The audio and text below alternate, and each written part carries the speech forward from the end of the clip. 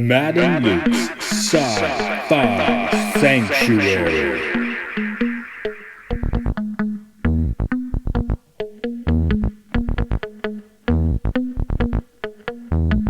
The year is 3013. The galaxy is scintillating in the mellow light. Two galactic pilgrims seek out vistas in the samurai future to bring forth the unity of the cosmic shaman. Opening the door of the pantheon of mystics, the evil sorcerer wizard powers the engine of science, seeking to forever alter the sacred balance, traveling on effervescent balls of summer fire. This week, Inception.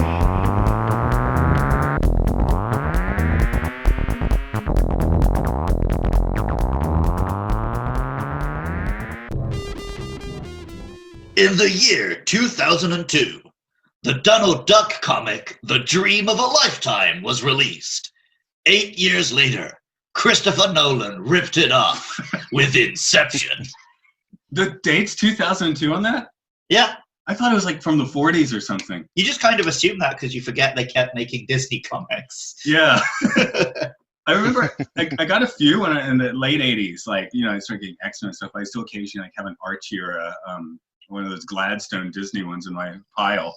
But you know, you find inspiration where you need to. So today's movie, of course, is that rip-off Inception. If you want OG, you go for, what is it, Scrooge McDuck or Donald Duck? It's a Donald Duck comic, but it's mostly a Scrooge McDuck story. Okay, there we go. Anyway, this is Matt. This is Luke. Welcome to our Sci-Fi Sanctuary. Yes, we do have someone here to chat the film with us. Growing up, we chatted many films together. It's actually been a while since we've spoken, but the man now makes some wrestling videos, and I'm actually going to leave it to you to kind of give us the full down on that. But Santiago Velasquez is here from does the Sleeper Kids World, and you want to give us a little heads up on that because it's interesting. Well, thanks, man. I actually didn't know that you guys knew that much. It's a weird thing to reply to somebody when they ask me what I do for a living, and it's I shoot female custom combat fetish videos, which is not something that I just tripped and fell into. It's something that I did kind of as a just an experiment back in the day, and someone said you should produce and give it a shot, and I did, and much to my surprise, it started selling, and now I am able to pay rent, so that's good. Yeah, your last job with Mars Music, was it? My last, that was one of the last jobs. The job I had prior to that was the one where I think I would have just probably thrown myself out of a window. Which is, I guess that makes an allusion to the movie we're about to talk about. But no, it was, I kid you not, it was a diabetic medical insurance company. I mean, it sounds just as exciting as it actually was. So.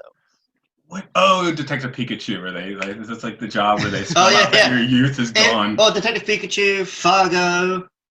Any film where they want to show you that the main character is boring, they make them work in insurance. Dude, it was brutal. It was brutal. But this is a much better job, and I'm having a great time with it. Even though I haven't been able to produce because of the American, the worldwide virus, and of course, you know, all the stuff going on with curfew. Yeah, we're just rolling through the eye of the needle here in Japan, so good for the I know, congrats.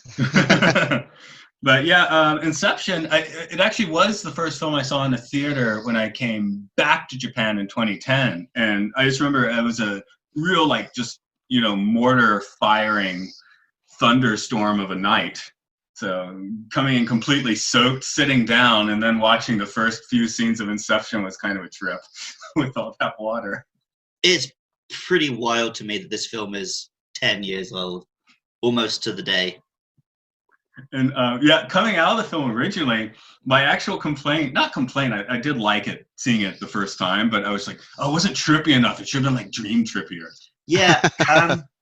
Our friend Rob suggested a film to me called Paprika, which is an anime, kind of a similar concept where they enter each other's dreams. He sold it to me as like Inception totally rips off this film. I don't think it does. They're pretty different. But that film does give you dreams. Colorful, weird, psychedelic. Whereas this film, it has a bit of weirdness, but they're very mundane dreams. They're dreaming about basically the real world. Right, you just fold it in a little bit. Yeah, and that's kind of the problem I had with it. But also, I think it came out shortly. Was it after The Matrix? About 10 years after, yeah. So, oh God, 10 years. That was not shortly at all. But no, I went into it thinking of that, going like, they were going to do a thing where you could dream up anything and it would happen. Like if you suddenly wanted to be surrounded by, 16 walls protecting you, they would just appear. And it ended up being a lot more grounded than that. But yeah. What, Matt, I haven't seen this, and I think you were not the biggest fan, but is that a bit more like what Sucker Punch did? I didn't make it through Sucker Punch. I told you I started watching Sucker Punch. Okay. I didn't finish Sucker Punch. Oh man, that's Sucker Punch. Oh man. I don't even hate Zack Snyder, but I do hate Sucker Punch. Sucker Punch's problem is you don't care about the characters because it's established at the very beginning that pretty much everything you're going to see is fantasy. So there's no bearing. Like if you die, there were no stakes, I think, and that's why I kind of fell out of it. Maybe that's where Inception works a little better. It literally spends the first half of the movie setting down all the ground rules, giving you all the exposition. So after that point, you just run off.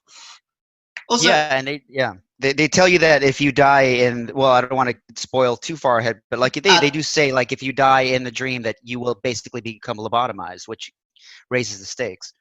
Don't worry about spoilers or anything. We'll do like a quick plot summary in a minute, and then we'll just talk about the whole film. Everything's fair game after that. I don't know. Maybe now we shouldn't spoil, but it doesn't matter. I don't think anyone's coming into this and they haven't seen Inception. Well, it's basically the brainy blockbuster of the 2010s, I guess.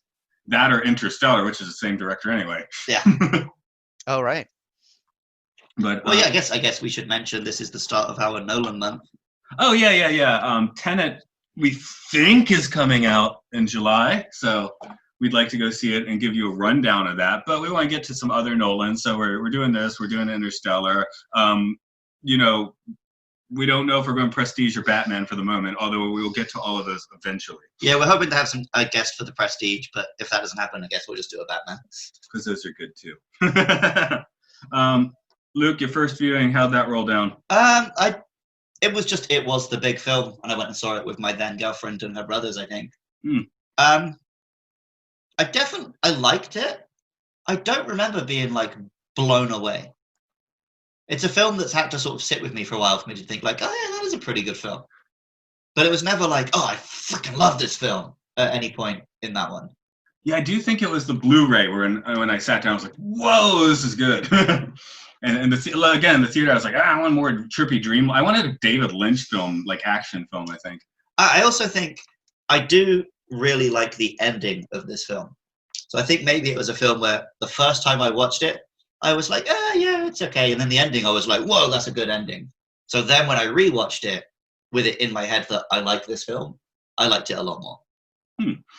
I actually really liked it in the theater. I went the next week because I wanted to show it to my brother, who I always bounce ideas off of. And I think you're right. It was that ending that made you go like, I need to kind of watch it again and see what I missed.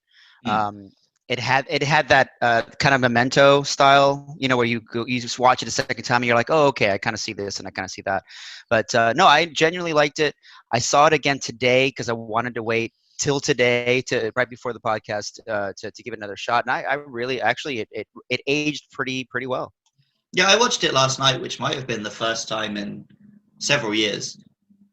And yeah, it's a very good film. I think every Nolan film benefits from at least 2 viewings. Does Dunkirk? Well. Every Nolan sci-fi. Okay, every sci-fi, sure. Dunkirk, you just watch one, feel bummed out, and then move on. You can't really argue it's a well-made film, but I've never wanted to watch Dunkirk again. Yeah, I watched it like once in like a proper IMAX theater. I got the experience I was meant to. I'm like, okay, I'm done. You only want to go to war once. Yeah. Luke, you're going to run down the plot of this one for us today? I am indeed. Let's go deeper. Next level.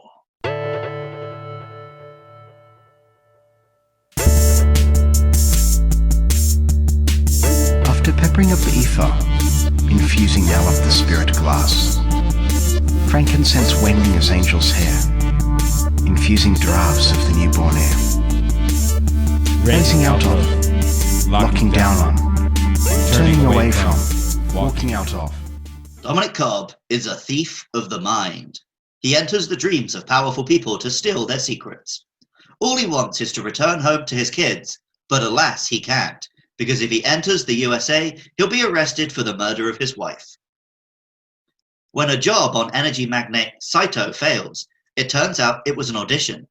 Saito wants Cobb to do a job on his #1 rival, Fisher. Not an extraction, but an inception. They have to plant the idea that he should break up his father's company. Everyone says it's impossible, but Cobb knows it is possible. So he puts together a team. The sensible one, Arthur. The cool one, Eames. The nerd, Yusuf. The newcomer, Ariadne. As the team puts together an elaborate scheme to take Fisher into a dream within a dream within a dream, Ariadne learns that Cobb's psychic projection of his dead wife is becoming more and more dangerous in the dream world. They pull off the job, despite multiple complications. Ariadne learns that Cobb's previous experience with Inception was accidentally convincing his wife to kill herself, and Cobb returns to his kids. Or is it a dream? Watch my 4-hour analysis of the physics of spinning tops on YouTube for the answers, because that's what film criticism is now, and subtlety is dead.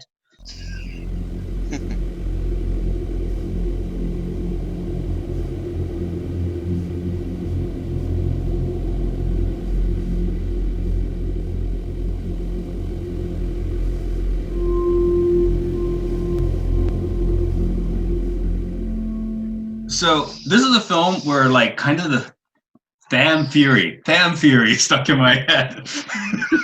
The fan theory. The idea like that everyone on Cobb's crew is like a different role in the filmmaking process. Right. I've heard that one a lot. That's kind of why I suggested this one in Santiago a bit, because he, has, people, different crew people on a regular basis doing a professional thing. So, well, you'd mentioned how it doesn't feel that much like what a dream feels like. And a lot of people have brought up it actually makes way more sense if you think of it all in terms of filmmaking rather than in terms of dreams. Because like the big thing with the paradox is that's not really a thing in dreams. That's a thing. That's a camera trick. It's a film thing. Oh, that's very interesting. Yeah. I kept, that's one of the things I looked at the movie for when I came. I think Matthew made the allusion to David Lynch, but I kept on thinking of like someone like Michel Gondry, like that. When you see, some of his stuff, that feels more of like a dream, where things are just kind of random and they kind of make sense, but mostly don't. Although I think it's worth pointing out that we're three pretty weird guys. I think for most people, their dreams are just like they go to the office, they've forgotten their paperwork, and it's just the real world and it's boring and shit. So why those two? Yeah, exactly. Right. I have dreams where I get to work and it's like, whoops, I forgot to wear clothes. Can I sneak to my bag and get my pants without any children seeing my dick? And then you spin the top and it just keeps spinning and you're like, okay. We're good. It's more like a meat spin. But... like, I don't know. I go for the jump method myself. I'm pretty sure Lucas seen me jumping randomly sometimes. Yeah, trying to get... I still haven't really done any lucid dreaming, which you keep recommending to me. So I will give it a go at some point. This is like a twice a year, 3 times if I'm lucky occurrence for me. If I can ever become like a Tibetan dream master and do it every night, that's cool. But... Yeah, I don't think I've ever actually had a lucid dream. There's a few that you remember very clearly, but nothing where you can... I'm assuming with lucidity comes the ability to control the dream, stuff like that? Stuff like that. The last time I had one, I realized it was a dream. And it wasn't Luke, but it was a couple other of our coworkers. And we were walking, it's like an intersection. Hey, look at this! And I jump in the sky and just like hang there. And then I taught them how to do it and then flew around for a bit. Nice. Nice. Oh, yeah, I made a point of messaging you this morning, so I wouldn't forget this. I dreamed that I was on the Enterprise last night. I've had those dreams. What was yours? We were going to have an encounter with 2 enemy ships, and I came up with a plan to how to defeat them, and didn't want to admit to everyone that I got it from Wrath of Khan. Which Enterprise? Oh, man. D, Enterprise D. Oh, okay. So I told them, I was reading Admiral Kirk's... What's the thing you write? Mission log? No, you write at the end of like your career, like a book. Oh, autobiography. No, but there's like memoir. Memoir. I was reading Kirk's memoir. And yeah, basically just like, oh, let's just sneak up on them from above and dive bomb them. There we go. But I wanted to just throw that metaphor out straight up because to me that fan theory actually just in my head totally ties in with this movie. But why don't we talk a bit about the actors? Was this the start of the like DiCaprio renaissance? He had been in Shutter Island before this, and another Scorsese or two. Oh yeah, I guess The Departed. Yeah. Yeah, I guess The Departed was the start of him. Why was Shutter Island the first one I thought? I like Shutter Island, that's why. For both of those films, my only takeaway is the Boston accent. Right. I'm a federal marshal, duly appointed federal marshal. God, it's weird to think that The Departed came out that long ago. It feels like it wasn't that far back. Yeah. Well, Jack Nicholson hasn't shown his face for quite a while. I mean, just yeah. The last time I see him, he was eating a pizza on a boat. It was like for the National Enquirer. It was a really bad picture, so I don't blame him. I'm on a boat. Yeah, I guess he did just like quietly and with dignity retire. Not many of Right, them yeah, do that. He did the. It's called pulling a Sean Connery, I think. I was about to bring up Connery. Same Yeah. here. Except his was what I made. I just made such a shit film. I'm just giving up. Right. I don't think Jack Nicholson. He made a good film and gave up, I guess. But Yeah, quick way ahead. Yeah, or maybe he did it deliberately to avoid doing the Connery. Yeah, but when they do Jokerverse in a few years, he'll come back for that. Yeah. Is that a thing? Like, not yet, but it will be. Okay. But that means we get Jared Leto's Joker too. Yay! But this definitely was the start of the Hardy Renaissance. Yes, I'll say, is this the first Hardy we've gotten on this podcast? Maybe. We've definitely talked about him a lot, but I don't think he's actually been in any of the films. Yeah, I regularly make Luke do a terrible Bane impression. Well, his first big film was what? Bronson? That was the big hit. Because that was 2000. That was right before. That was October 2009. So that was like a year before Inception. Well, I mean, his first big film was Nemesis, but that killed his career. Oh, was it? Yes. He's the genetic clone of Captain Picard. Oh, I remember. Okay, wow. It's a terrible movie. He's good in it, but the movie is not. So yeah, Bronson would have been like one of the first ones of him really being on the. All right. So what critically acclaimed is I would say Bronson. Yes. But then he was in like 3 Nolan films in a row after this. He became like his go-to guy.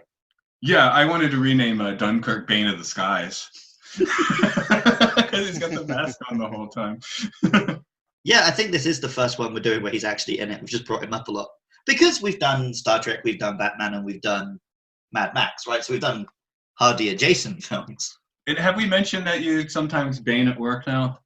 Well, because I have to wear a mask every day, so I just kind of look like Bane now. Well, with the black mask, the white one doesn't do it. When I wear the black mask, I deliberately wear my black sweater vest over a white shirt and walk around doing Bane voices. Kids don't get it, but it amuses me. Santiago does high. Oh, go ahead.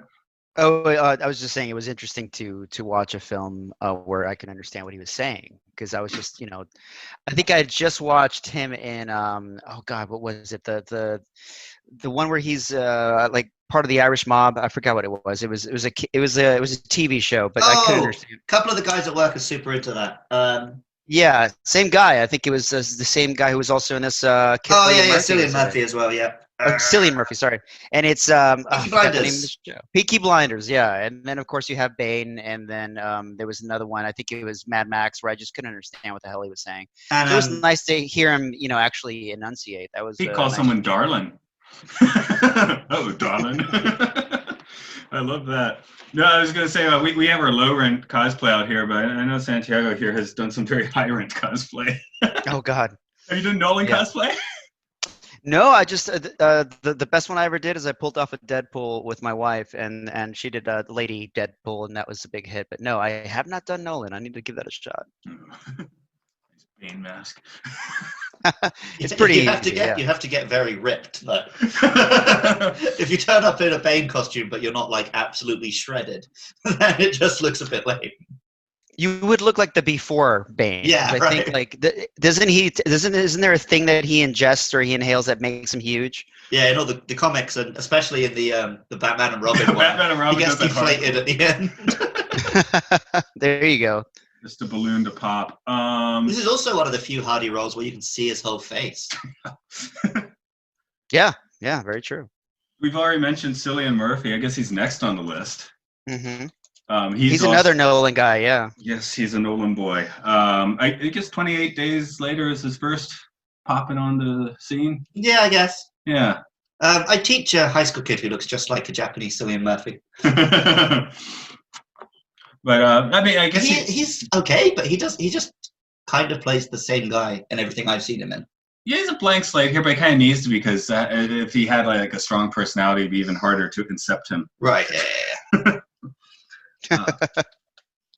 What else? Oh, I just kept writing Shadowcat, and well, then we've also got. Okay, yeah, we can do her first. Ellen Page. Yes. Yeah, she's okay in this. She does kind of. She's just there give her to a be whole the lot one to they do. give exposition to.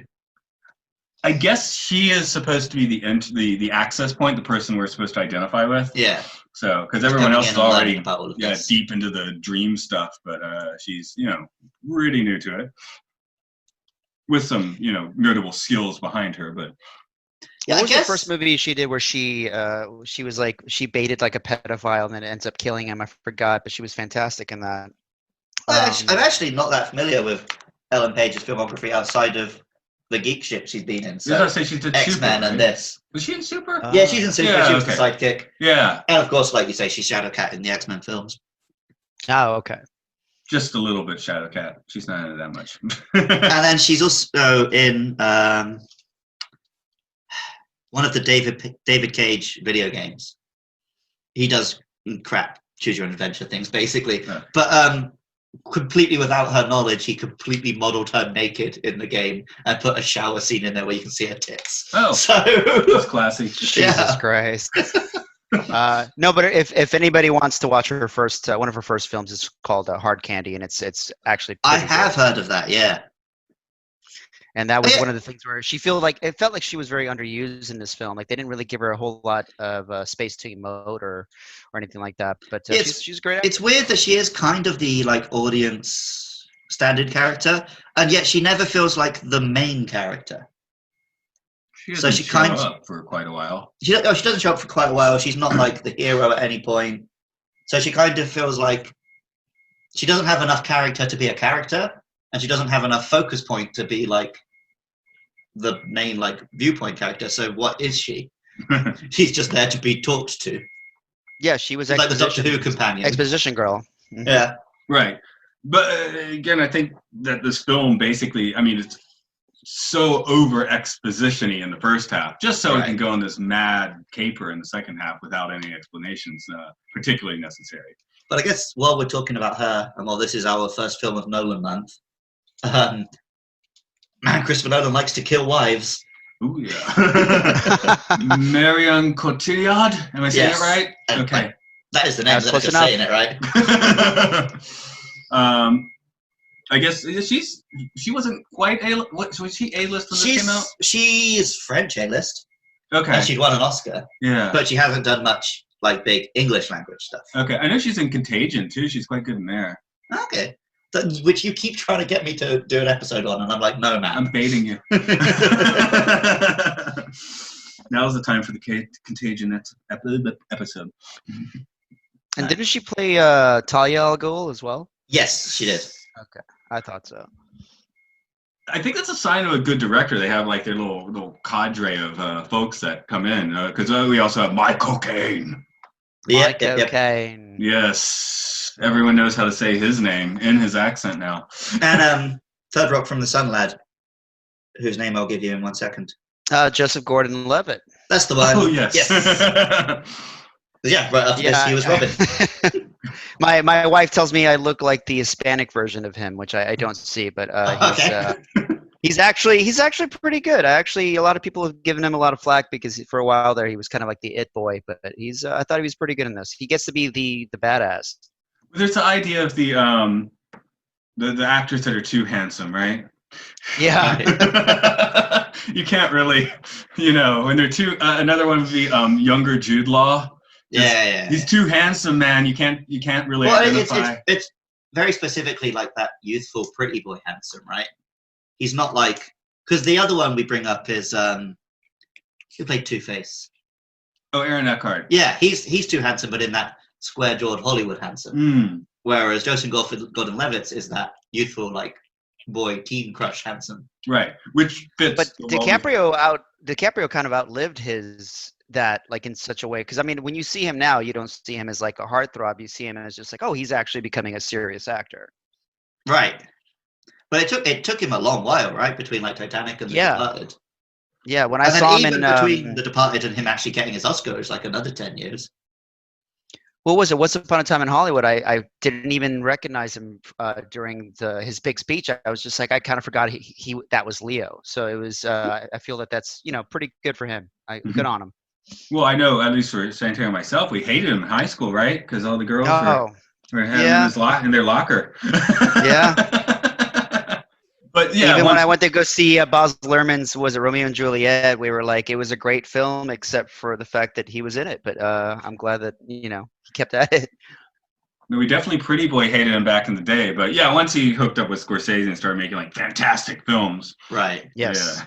Yeah. He just like by pure stubbornness refused to be like kicked out. I guess the one other actor then we got is Ken Watanabe. Right. All right. I did find it fun when he kept referring to himself becoming a young man again. Like, dude, you're not that young. You weren't that young. We were young men together. Like, we were the same age where we can.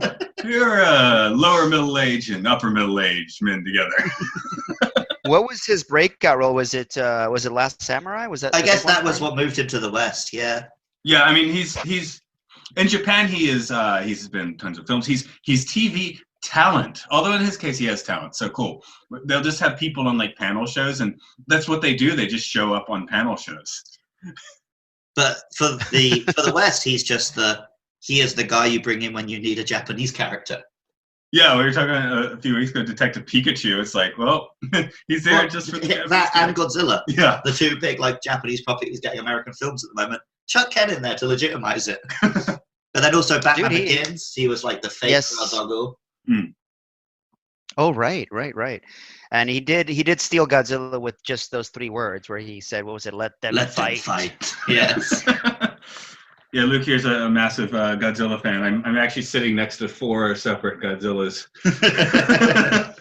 Wait, is this one Godzilla? No, but it's the monster from Monster Hunter, which is based on Godzilla, so okay, that's why he gets to sit on the Godzilla shelf. Okay, 3 Godzillas and a Monster Hunter.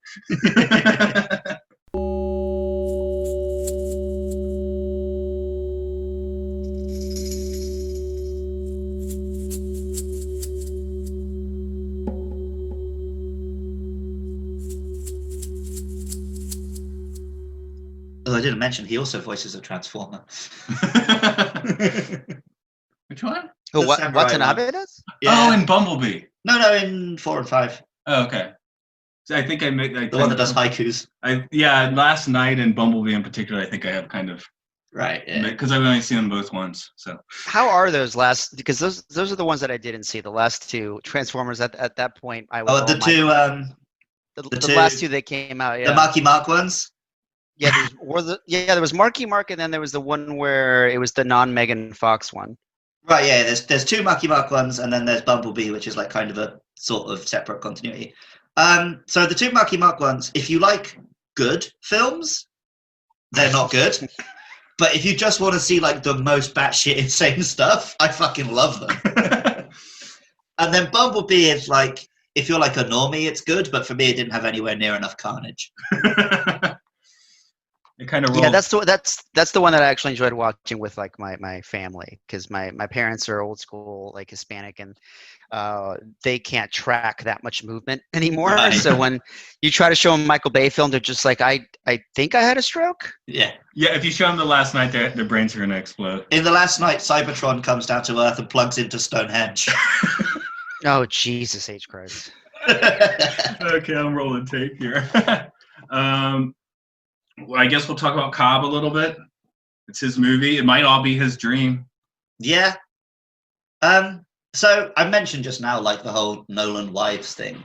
This is probably the one that does it best. Yes. Like, because it is very key to the plot. Mm. And it's an interesting concept, the way he accidentally made his wife kill herself. Yeah, we're really not seeing much of her in this movie. We're just seeing his dreams about her. It's the projection of her, yes. I do like the fact that they kind of make her for a split second, she is the Agent Smith of the movie, where she's just like, she shows up and kind of is a badass, and then Ellen Page is standing there being held by the subconscious. She just comes out with a knife and stabs her, and I was just like, oh, she's going to be like the bad guy. She's going to be like this kind of cool, evil woman, and no, then they kind of shifted over to the romantic angle. But she still is, each time she shows up in like one of the missions. Like the danger. It is like the, oh shit, she's here, now we're screwed sort of character. Yeah. Anybody who's had a crazy ex-girlfriend, it triggers them, I think. Or like most dudes who've had a perfectly normal girlfriend, but the version in their head is crazy. Which is what's actually happening here. It is the equivalent of your ex-girlfriend walking into a bar that you're at with your new girlfriend. That's how I felt every time I saw her come in. I was like, holy shit, she's here. Yeah, and that's doubly like concerning when you know that you killed her. Yeah. Giving her full credit, though. I mean, you stab someone in a dream, it's not murder, usually. Oh, yeah. But she only exists in the dream world, so is it murder for her? Well, Adriana, is that the name? Ariadne. Wow, I didn't. Ariadne is the character who gives Theseus the string in the labyrinth, where he fights the cow man. Oh, the Minotaur, right. The cow man. And I don't even know that from researching this film. I know that from researching the Pokemon who's named after that character. So, is it? Where are we going? You talked about your 4-hour YouTube video that doesn't exist, but they exist. Not mine. No, yours doesn't exist. They exist. I know that. Where do y'all fall on that? So my secret theory is that this whole film exists because Christopher Nolan thought to himself, "Can I make a film where the ending is it's all a dream, and people praise me for it?" It's like his little challenge to himself. But yeah, the reason I slag off those YouTube videos is because the point of that ending is it doesn't matter either way. Yeah, it's like what Larry. He's with his kids and he's happy. If he's still on that plane, unconscious, so. Exactly, it's your experience that you're having. I mean, again, everything's Maya in the end. If you want to go with the more Eastern tinged philosophy, so. Well, the real world is just a dream that we happen to all agree on. The most real world, you wouldn't have a thought because you'd be everything. Very true. I actually the thing that took me away from, because when I first saw it in the theaters, you see the what do they call it? The little spin the totem. What's it called? Spinning top. I almost called it a dreidel. I was about to say dreidel. The Beyblade. Yeah, it was the spinning top. When he spins it in the dream, when you know it's definitely a dream, it stays very like upright. It doesn't even falter. Whereas at the end, you do see it at the very end start to twitch and kind of shake and it's about to fall. So for the longest time, I thought, oh, okay, it's not a dream. But then I saw it today, and when he sees the kids, they're the same age that it was earlier. And when you hear him talk to his daughter, she sounds like she's at least 10 or 11 years old, so it's like, well, how come the kids haven't aged? We're never really told how long he's been on the run. It could just be like 6 months. I get, okay. The daughter's voice does sound a bit older than that actress looks, but. Yeah, I think that was my last note. Kids forgot to age. Is that a bad sign? But yeah, if they had made the kids like clearly older, that would give it away too much the other way, right? Yeah. Well, it looks like Mike O'Kane kind of he had a theory. Well, he didn't have a theory. He said that he was confused by the script, and that he was like, he told Nolan, he was like, I don't know which parts of these is a dream, which parts are a reality. And Nolan said, any scene that you're in is real.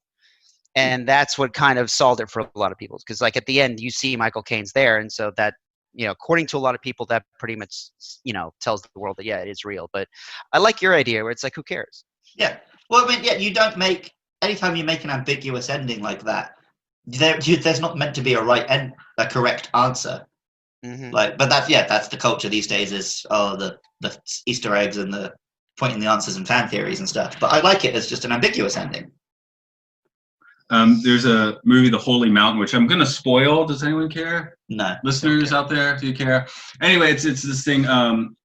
It's like the richest people in the world get together and throw all their riches into the fire and join an alchemist to alchemize themselves. And they go on a wild journey to the Holy Mountain, and they're about to reach whatever, enlightenment. And then it just comes back. You see the whole film crew on top of the mountain with them. And, it's just like a Shaggy dog joke in the end. So I wonder if Nolan was... What other... I need to watch that, actually. What other movies do you guys feel have ambiguous endings that kind of stuck with you? If you don't mind bringing up that topic. Give me a second to think of an example of that. But one which I think should have had an ambiguous ending and didn't was the next Nolan film, The Dark Knight Rises. It ends with that bit where Michael Caine sees him in the cafe, right? Yeah. That would have been a much better ending if we'd just seen Alfred and we didn't see Bruce. So we see him sit in the cafe, look, he sees something, he smiles, he has his drink, he gets up and leaves, and we're left wondering, did he see Batman or not? You see the back of his head or something. Yeah, which I almost feel like that's the ending he had in mind, and the studio made him pussy out. Yeah, there's like 16 cuts. There's like 13 cuts of that movie. So yeah, I'm sure. When are they going to release the Snyder cut? That's what I want to know. Oh yeah, I had to ask you a few weeks ago because I thought the Snyder cut was a joke for. No. It's my favorite review of the Snyder cut announcement was a guy said like, "Oh great, now I get to be completely disappointed in a different way." Luke and I just talked about Total Recall. That has a pretty ambiguous ending. That is a good one. Right. Yeah. That's the one, man. Even as a kid, I was just like, what? Oh, shit. Like, was that a flash of light of, like, glory, or was that lobotomy? Couldn't tell. Maybe it's a glorious lobotomy. But stuff like Birdman, I think, had a really ambiguous ending. I'm going outside of sci-fi, but, like, stuff like 2001, but that's just because it's, 2001. Yeah, the whole film is a bit ambiguous as to what the fuck's going on. Yeah, I know that as soon as we stop recording, 20 are going to come to me, but... A good ambiguous ending's always fun. Okay, Blade Runner. Yeah, although that's like an ambiguous whole film. Well, it depends on which cut you're watching on Blade Runner, too. Some of them are less ambiguous than others. But I think Inception does it pretty much as well as anything. I'll put Total Recall up with it. And yeah, when we were walking to do Total Recall, Luke was like, oh, we're kind of doing two Dream films back to back, or at least recording two Dream films back to back. So.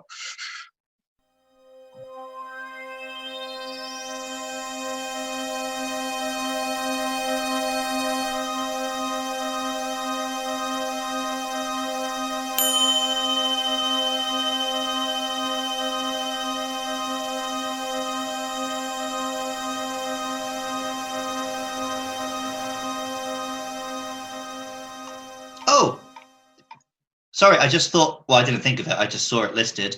Film that we keep bringing up, how we shouldn't bring it up, K-Pax. Does that have ambiguous ending? Yeah, because he keeps saying he's going to go back to his planet, and at the end he just drops down comatose. Oh, like Sun Ra. Okay. Yeah. I remember thinking that was a good ending. Yeah. The Thing. Right, which you haven't seen yet. But we'll get to it. I unfortunately, I already pretty much know. I don't know the specifics, but I know the general vibe of the ending is supposed to be there. Right. The newer thing, of course, not having like listed on this list of ambiguous endings is Titanic. Yes, technically. I'm pretty sure I know what happens after that. Yeah. Ship went down, right? But at the end, does she die and go to the afterlife with Leonardo DiCaprio, or did she just fantasize about it? She's like 95. Yeah, and it's also not the point of that film at all. Mm-hmm. It's like, ma'am, where's the stone? Let me tell you a 3-hour story first. Also, think of what that stone could have done if it had been sold, chucked it in the ocean. Yeah, it was quite a notable heirloom by that point. Yeah. Titanic's a big effects movie. This is a big effects movie. Do effects look better than the effects in this movie? 2001 getting an out on that discussion already, but These are very good effects, yeah. There's one shot which didn't quite do it. You know when the city's folding? When they step onto the next, they step like up the wall. Right. There's a bit where they're just really weirdly superimposed. Oh, is there? Okay. That was the one shot in this whole film I was like, oh, that didn't quite work. Otherwise, this film looks phenomenal. I was probably doing what Nolan wanted you to do on that shot. I think I was looking at their feet. Yeah, I kind of. Oh, are we talking about? Sorry, I lost track. You were saying it was when they were going up the wall. Yes. Yeah, I noticed that too. Yeah. I noticed that too. It's just slightly odd, like the way they're cut into the shot or whatever. Mm-hmm. But every film that has good effects, there's one bad effect shot, which is just an actor being in front of the effects. It's like the Navajo blanket has to have the flaw in it. Yeah. Things that are amazing. I think this film actually doesn't get its full due for like the amount of vehicular insanity in it. Yeah. Because there's all the trippy folding and you're trying to keep track, and then you're like, whoa, they're doing some serious car stuff here. I actually watched like an hour-long doc about just the van going into the water for 5 minutes of screen time. Yeah. They must have shot that on a ridiculous camera. How much of the train was real? Because that I forgot about the train suddenly going down Main Street and taking out all the cars, and it looked very real to me. And I know that Nolan has he tends to like practical effects. Yeah, a lot of the time, even if he won't do a literal stunt, he'll do model work before he'll do CG. I know when the truck gets flipped in The Dark Knight, that was like a 1/15th whatever model. Oh, okay. Oh wow. So yeah, I suspect that was, if not literally real, model. Oh work. no, Probably no, not CG. the truck scene. If I'm correct, I could be wrong. I remember reading the truck scene in Dark Knight was real. They did flip a real. Okay, truck. maybe it was just some of the Batmobile stunts. But yeah, I know that he will do anything he can to not use computers, basically.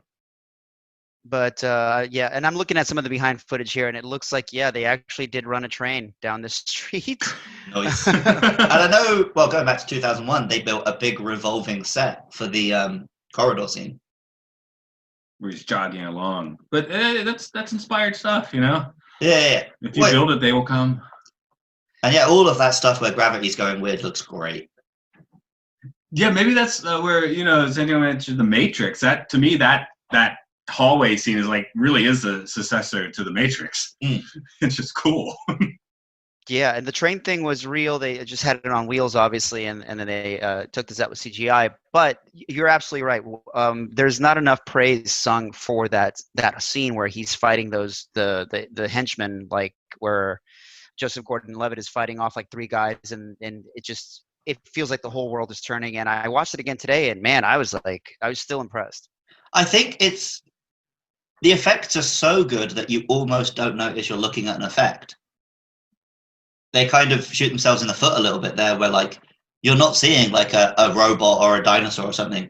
You're seeing there's a dude and he's fighting, the thing's turning. And it's only when you stop and think well, that's insane that they did that.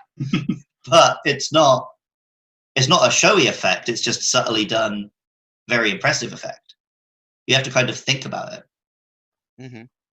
One thing, it's not really a complaint about the design, but I feel like we spend quite a bit of this movie in the video game GoldenEye. Well, Christopher Nolan, there is no other director who is more desperate to be doing Bond. Well, I guess he did it, more or less. There was a whole skiing action sequence breaking into a vault is very James Bond. Yeah, I was just waiting for, a somewhat lowerly rendered odd job to come in and start bashing her in the knees, shooting them in the knees, whatever he did in that game. Yeah. But then he's also got classy bits in a casino where they're having a shootout, globe-trotting chases. Everyone's in a tux all the time. He's even got the silenced pistol. It's very Bond. Yeah, it's pretty Bond. And then in a lot of the Batman films, there's always a big stunt sequence which feels like a Bond audition. But I think the problem is Christopher Nolan has become too big to do Bond. I guess it's like the rumors flying around in the past couple years where Tarantino is going to do Star Trek. It's like, Right. I don't know. It might be too big for Trek. That would be interesting to see, though. Yeah, I could see Nolan doing Bond, though. I mean, if someone like Sam Mendes did Bond twice, and this is an Oscar. He's an Oscar winner, right? He did American Beauty and Jarhead and stuff like that. Like, I think Nolan could probably pull off a pretty restrained Bond film, but we don't know. I guess the question is, do we want him to? Because Nolan's one of the few filmmakers that shows up with a reasonably original idea, especially if we're not thinking about Uncle Scrooge too hard. Yeah, he does just. He's the one thing I think, well, at least every 3 years, something I'm not expecting is going to come out. And a lot of films at the moment are franchises and sequels and remakes and adaptations. And here's Nolan just like, yeah, I've done a weird space thing. Next, I'm doing a weird war thing. Then I'm doing a time travel thing. So, that's part of the fun. Tenant, that's the most I know about it.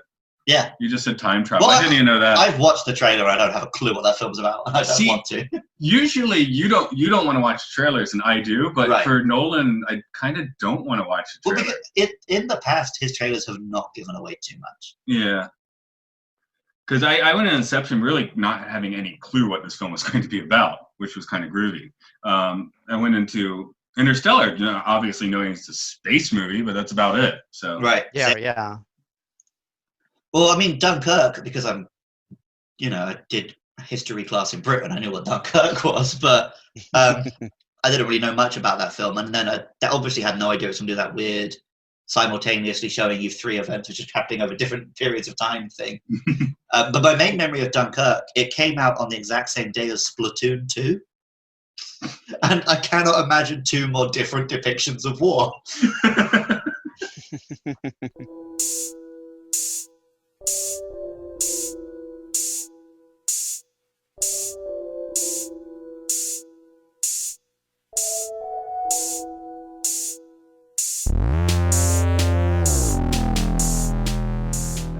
No, Dunkirk is. It was interesting because that was like, oh, this is the best new war film ever, and then suddenly 1917 came out, and I just kind of forgot about Dunkirk.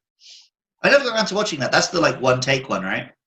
Yeah, and that's actually directed by that's interesting because we were just talking about Bond, and it's directed by Sam Mendes, who directed the last 2 Bond films.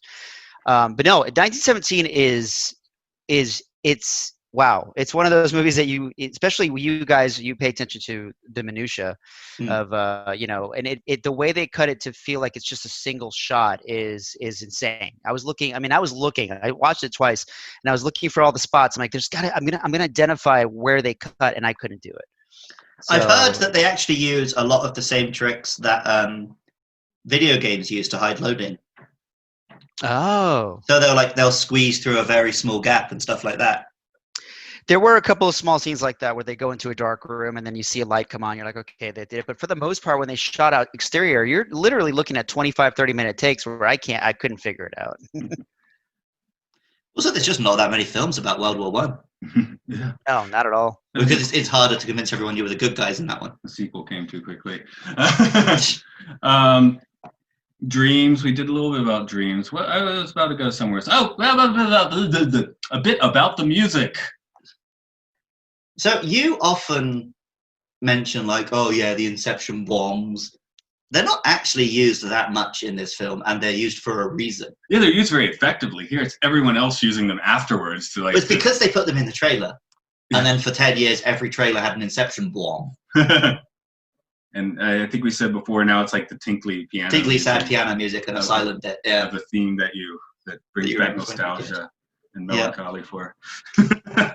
There's a great YouTube clip where someone does the entire Inception trailer, but vocalizing the music. I think I might have seen that. Yeah, it's pretty fantastic. But yeah, you're right. I noticed that the music didn't kick in really with the big bombs. Didn't really hit till like at the very end when they're when everything's falling apart. Well, and also at that point it is what's the word? It's the music that's actually in the thing you're watching. Right, you're supposed to be hearing the Edith Piaf song being slowed down, like the chord is actually from that song, and it's just been slowed down to account for dream time. Right. I didn't even think about that. that you hear it, and of course in the top level, and it's that same tonality being dropped down a few notches and stretched out.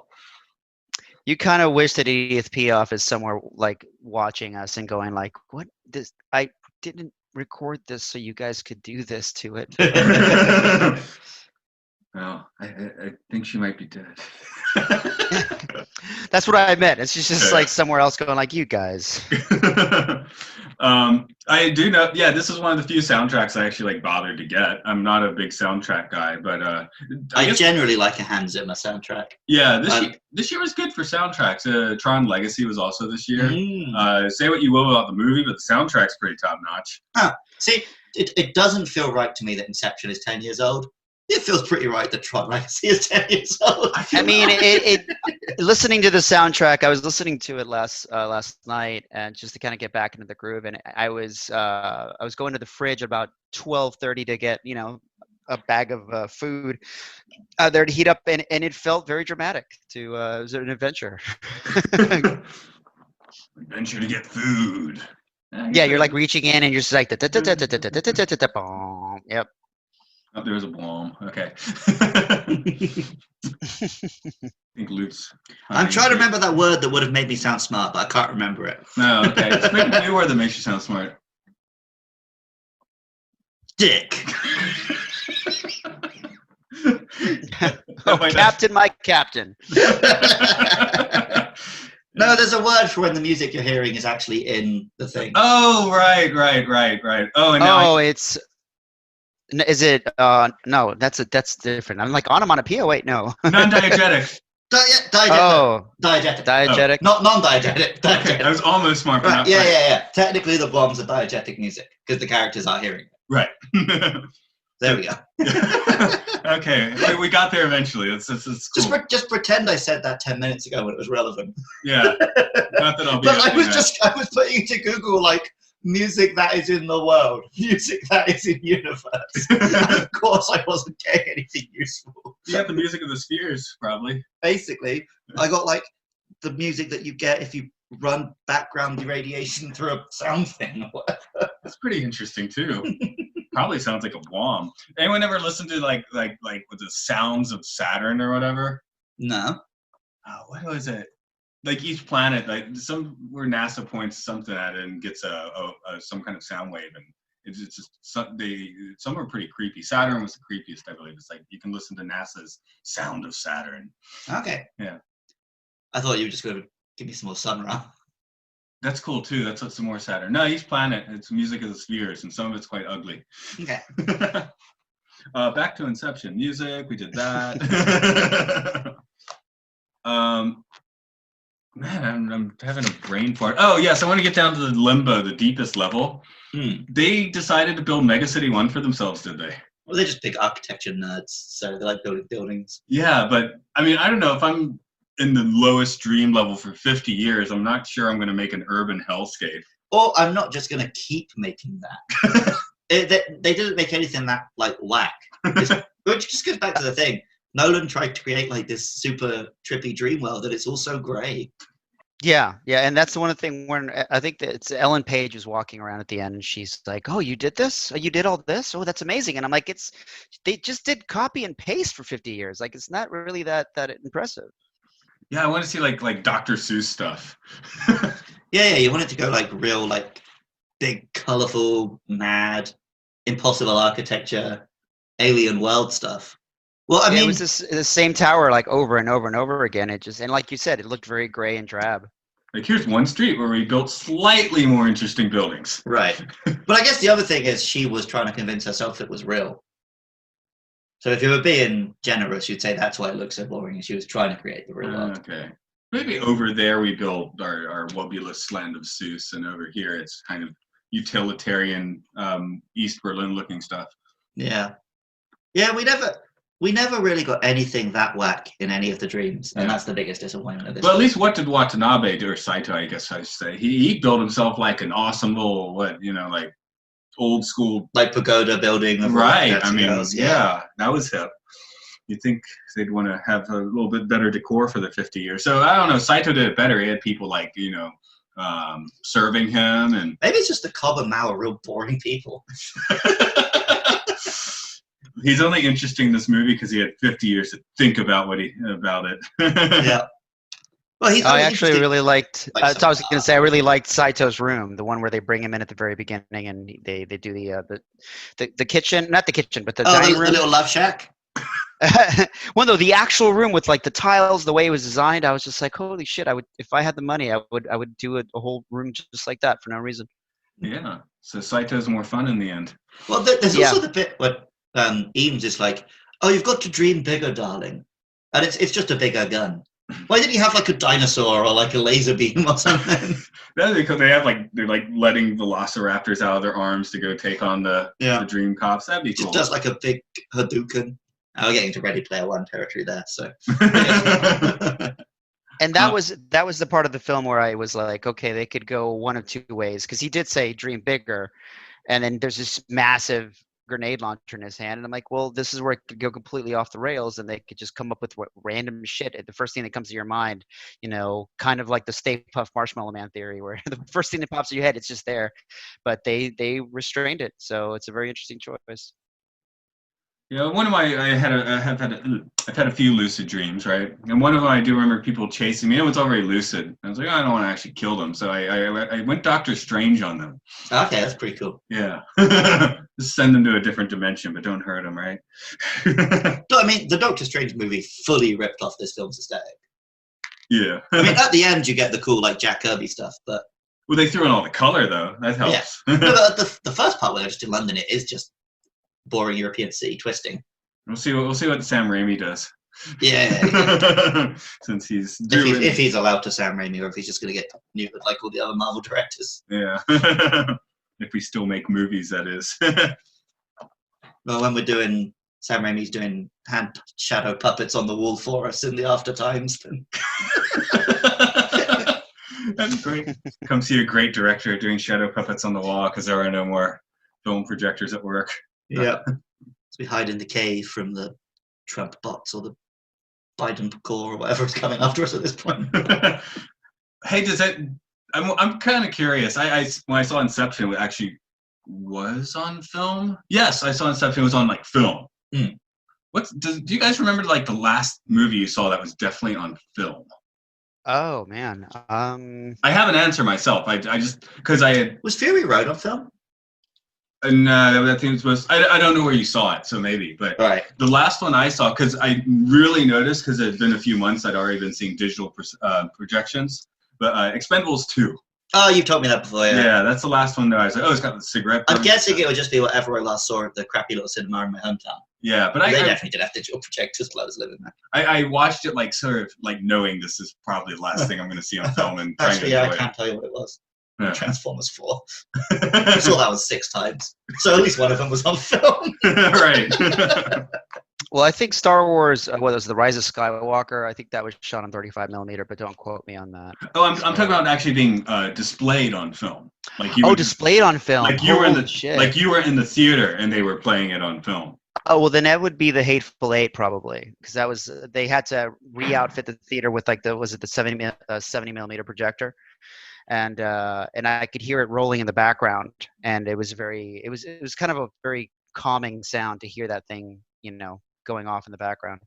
I mean, I understand it's way more practical to do it digital and cheaper and all that, but I'm glad I got to enjoy seeing my last thing on film, and seeing this on film was quite nice. Mm-hmm. There's Expendables is on film.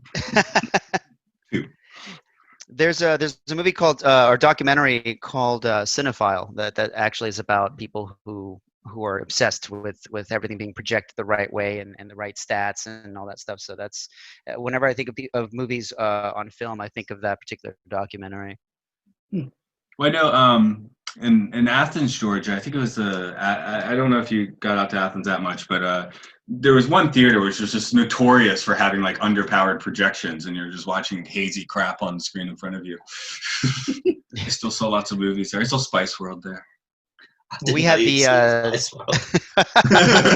oh man, we had the Northeast Plaza Cinema 12, if you remember that, Matt. Yeah, of course, and in the porno theater.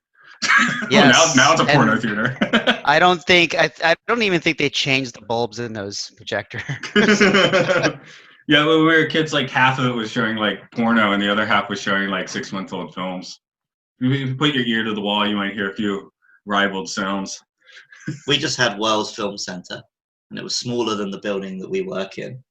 And the owner hated me because I wrote a comedy letter to the local paper saying that because they were not going to play Transformers, I was going to dress up like Rambo and kill him.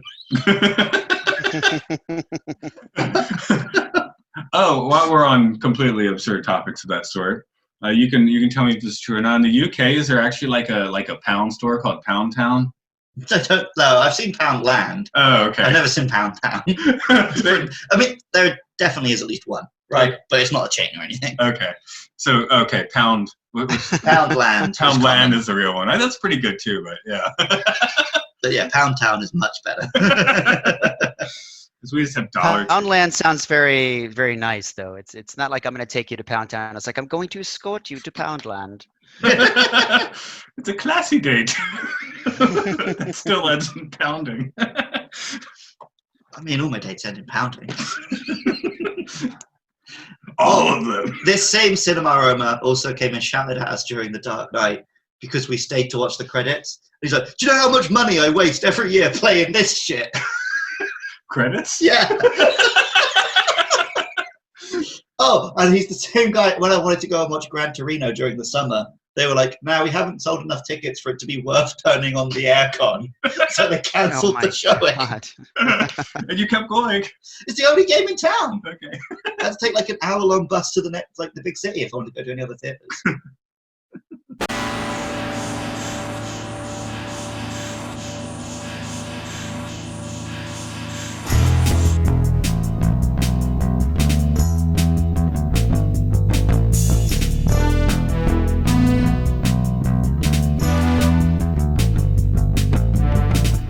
Guerrillas struggle within the stroma. Revive us from this coma. Auto-suggestion revolution. Let me show you evolution. I will show you evolution.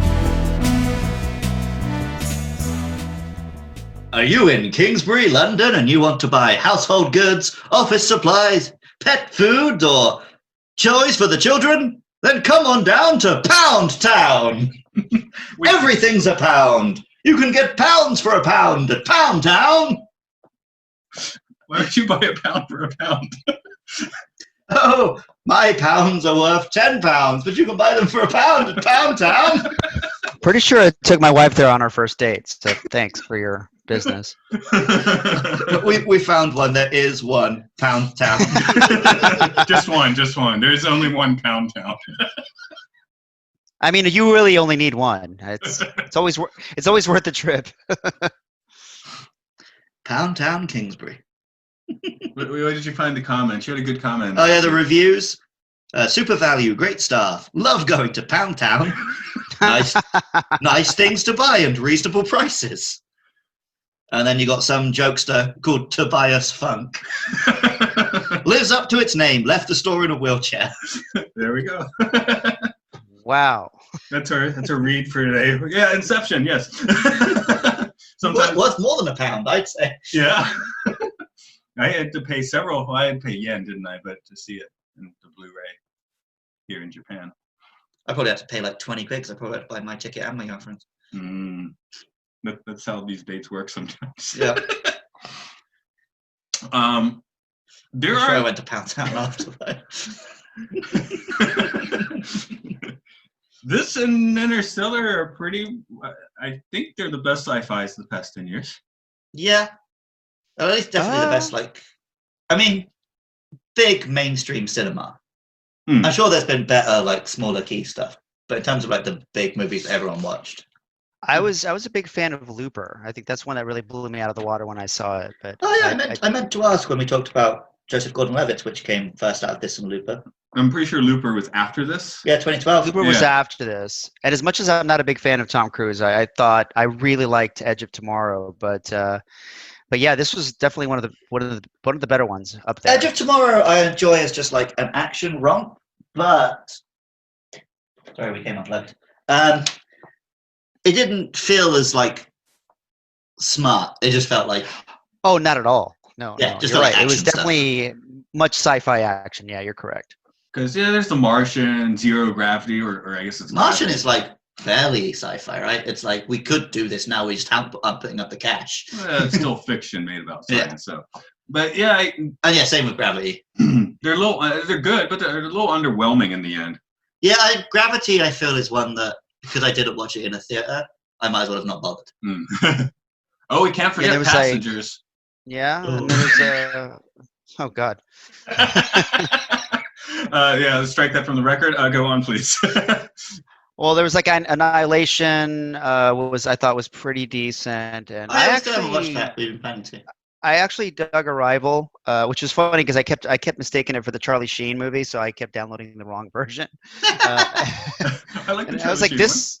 Yeah, and I was like, this won an Oscar, and then I thought Blade Runner 2049 was pretty solid. I thought Blade Runner 2049 was gorgeous. I don't think it had anything to say. Not at all. No, not at all. And that's where Harrison Ford just showed up in his day clothes, is it? Yeah. I think he does that in most films. And then Ex Machina, I remember being a That's pretty a good good entry. Yeah. Yeah, of course. I guess the scale of this one is so ridiculous. Everything about it's pretty epic. Mm. Even with a relatively tight-ish story, not counting all the weird dream details. Right, yeah. In terms of what's happening in the real world, it's just like 6 dudes on a plane. Yeah. Well, that's it. In my plot synopsis, it's just like they did an elaborate plot involving 3 levels. Because that's all that you really need to know. The rest is just spectacle and excitement. Have you guys had dream levels? I've definitely had I wake up and then I realize I haven't woken up. Yeah. Yeah, Dream Within a Dream. I've definitely experienced that. I often have this happen. My wife's like family house in the Japanese countryside for a holiday or whatever, and I'll wake up, I'll go to the tea room, I'll start having breakfast, and then I'll wake up and I'll go to the tea room and I'll start having breakfast. And I think I went through a loop of that like 3 times once. I used to get them on the reg where it would be like, I've forgotten my homework or I've forgotten my PE kit or something like that. And that was like the only way I remembered it in the real world is that I would always have the dream where I forgot it. That's what the dream's for. Yep. Yeah. So I wake up and hurriedly do my homework at 6 a.m. On the rare occasions I did it. Does anyone have a final like mind blower about Inception? Yeah, it came out in 2010. It's 10 years old. What the fuck? They don't make them like they used to. The most striking thing about that movie is Ellen Page came out as being a lesbian, I think, many years after the movie. But when you see her kiss Joseph Gordon-Levitt, I kind of laughed because there's just nothing there. Right. Well, that was the point of the scene as well, though. Oh, well, no, I mean, I just, because at the end of that scene, you see they kind of like directed her to have a little coy smile, like, I enjoyed that. And I was like, yeah, I don't know if you did. She was good at doing the little coy smile, but yeah, you felt absolutely nothing in that kiss. But It was a then, nice like, little touch. Joseph Gordon-Levitt's character in this is like, he is the most boring man in the world. Like, Doing amazing things. yeah, but like, they're always making fun of him just being like the guy with no imagination. Yeah, I just like how like prosaic he is about like tying everyone up Yeah, in the yeah. elevator. It's just a job for him. Yeah. I mean, it's great. It's just like, yeah. Yeah. Oh, yeah, and I'm not knocking it. Another But day also, in the like, office. if I was going to fancy one of them between like him and Tom Hardy and DiCaprio, it's not going to be him. It was like, Tom Hardy's a dish. I got a Hardy for Hardy. I guess we're going to wind down on that. Santiago, you want to hit them up with where folks may find you on the internet or so forth? Sure. You can find my work at skwppv.com. That's for pay-per-view, and that's where we have most of our pretty PG-13 stuff. If you want to see the stuff that's a little racier, you can go to a company called sensuallysavageproductions.com, and that's I mean, we don't do full nude, but we definitely do stuff that's a little, it's a little kinkier, but it's a lot of fun, and I hope you guys find something there that you want to see. Okay. And as for us, we live at. Go on, you can do it. We live at Twitter. MLSFS. I can't spell. You can find us on Twitter at MLSFS pod. If you want to find us on Facebook, just search Matt and Luke Sci-Fi Sanctuary. Go on iTunes, give us a rating and review. Apparently that helps. I don't really give a shit. You can send us a tweet or a message and tell us you're listening. That'd be nice. Or just keep listening, whatevs. We're going to do this either way. It's fun. So I don't really care. Luke loves PKMN. Yes. I can handle that one. You can find my other podcast at Luke Loves PKMN on Twitter. That's my podcast, Luke Loves Pokemon. It's nothing like this podcast. Oh, I do have a podcast that's nothing like this one. It's called Wrestling with Fetish, and you can find it pretty much anywhere you find your podcasts. And if you want to give that a listen, it's almost as good as this podcast. So yeah, I did flash it to Luke. I said we're talking to this guy. He was like, "Oh yeah, great." Yeah, you didn't give me enough time to scroll through and see if I knew any of the guests. But now I've been reminded. Now you have to check then. Okay. Anyway, this again, Santiago, thank you very much for coming in, having a chat with us. Your late evening, middle of the night, I guess. No worries. And we're you and the listeners at home should wake up. This is all a dream. It's not real.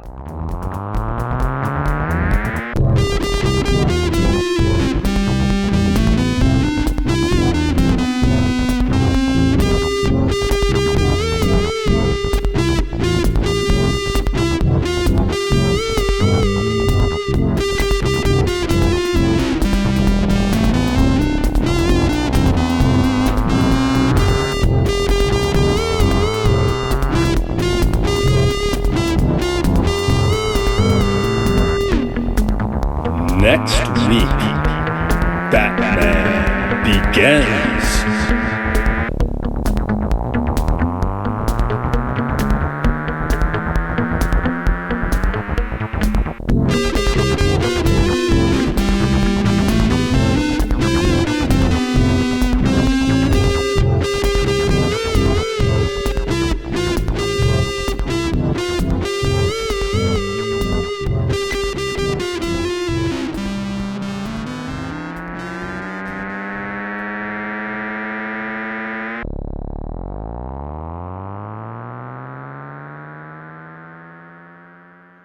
Oh, such a missed opportunity.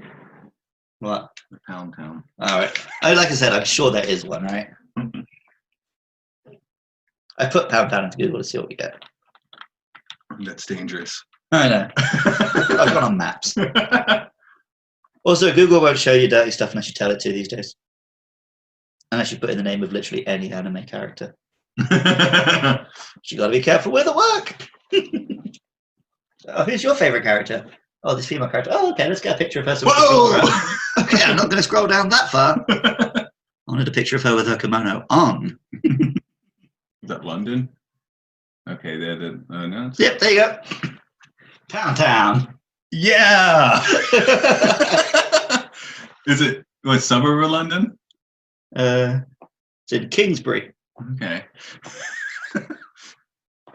Pound Town. Try it. You will like it. It's like slogan. You should start. You should start the segment with like a show read for Pound Town, even though they're not supporting this podcast. Super value, great staff. Love going to Pound Town. The place was good, but there was not enough space between the aisle for buggy. Otherwise, good selection of items. Nice things to buy and reasonable prices. It's all a pound, is it? Lives up to its name. Left the store in a wheelchair. The best. I was actually going to save asking you that until we got to Idiocracy, but I just couldn't help it. I had to ask about Pound Town. It looks like there's just one in the whole of the UK, though. I know, that's even better. Well, no, it should be the chain, but